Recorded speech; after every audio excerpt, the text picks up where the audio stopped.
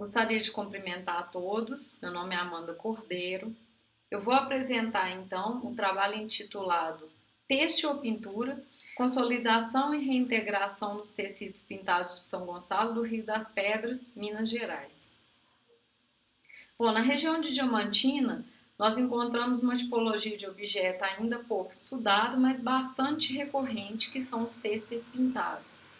Esses objetos, eles são caracterizados por serem tecidos, né, objetos têxteis de grande formato.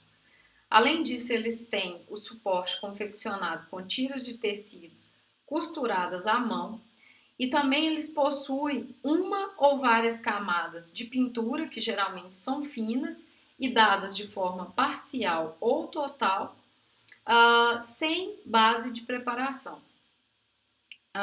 Dito isso, nós então partimos das seguintes indagações. Como, né, que nós podemos classificar tais objetos? Eles são pintura? Eles são tecidos decorados com pintura? Né? De que forma que essa caracterização ela vai impactar, né, no tratamento desse tipo de objeto desde o ponto de vista da conservação e restauração? Então, nós vamos iniciar essa discussão partindo, né, da definição do tecido, do que viria a ser um tecido pintado. No nosso entendimento, são objetos que circulam entre o têxtil e a pintura, né, cujo suporte têxtil recebe uma camada de pintura, né, e apesar da existência dessa camada, eles vão apresentar como principal característica a flexibilidade que é específica do universo dos têxteis, né? Essa flexibilidade ela vai ser determinada por dois pontos. Primeiro, pela questão da espessura das camadas de tinta que são aplicadas nesses objetos, tá? E segundo, pela ausência da base de preparação. Então, considerando todas essas características, nós entendemos que os véus pintados com as sibilas de Diamantina e região, eles são tecidos pintados, né? E além disso, eles são objetos que não foram projetados, né, para serem fixados, por exemplo, em um chassi ou qualquer outra estrutura de suporte, né, ou qualquer outra estrutura que funcione como suporte complementar. Bom, então nós passamos para a questão do problema da lacuna em têxteis, considerando que a lacuna ela é uma interrupção no ritmo e continuidade da forma artística de um objeto, né? Nós aí temos que lembrar que ela pode não estar restrita apenas ao âmbito da cor, mas alcançar inclusive a forma, né?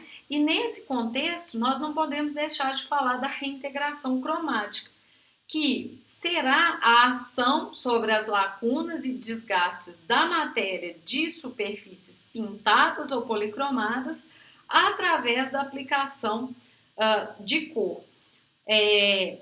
Essa definição dada pela Ana Bailão, ela vai, né, restringir essa ação ao universo pictórico, né, e também vai demarcar, né, essa ação como uma intervenção de caráter estético, né, excluindo os têxteis, justamente porque os têxteis eles vão ter que ser tratados, né, de forma diferente nesse aspecto. Por quê?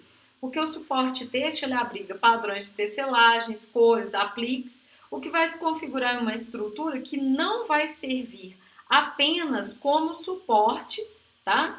Mas que também vai ser responsável pela visualidade da peça. E isso, então, vai determinar a impossibilidade de separação de tratamentos que são de cunho estruturais daqueles que são de ordem estética, no caso de intervenções, né, em peças têxteis.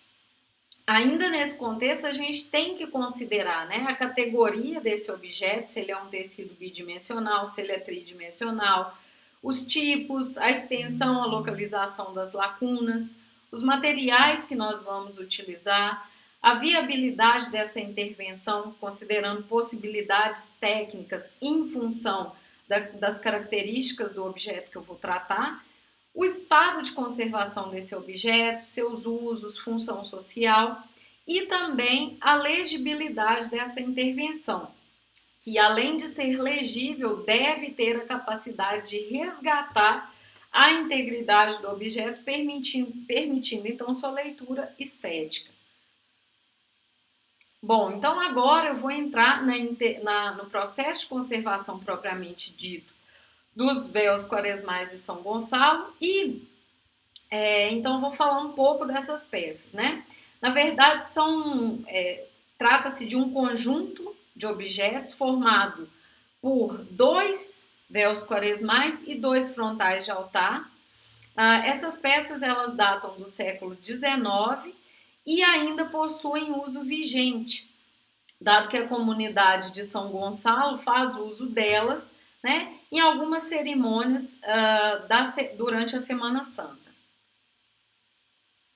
Quando nós analisamos, então, o estado de conservação desses objetos, nós notamos que os principais danos, né, estavam relacionados com a baixa estabilidade dos materiais que foram utilizados na construção deles e também a questão do uso vigente. Não só o uso em si, mas também o acondicionamento, na verdade.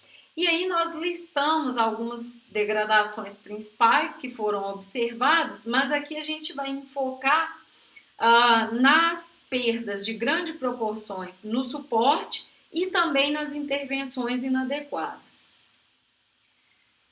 Com relação às intervenções que foram realizadas por nós fizemos a documentação, né? E também realizamos testes de limpeza e a partir desses testes nós elaboramos um programa de limpeza, né, que foi dividido, na verdade, em 3 etapas, utilizando todos os métodos aí citados, sucção controlada, limpeza pontual com borracha e esponjas e também o uso pontual de umidade e solventes orgânicos.